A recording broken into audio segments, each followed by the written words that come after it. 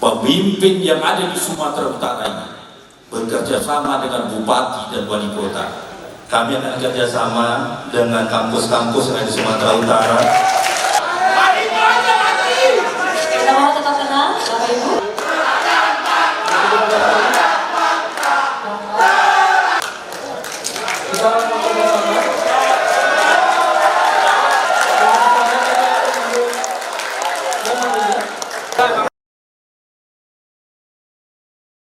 Saat menangkap, mengumpulkan, dan mengolah peristiwa, secara paksa oleh penyidik.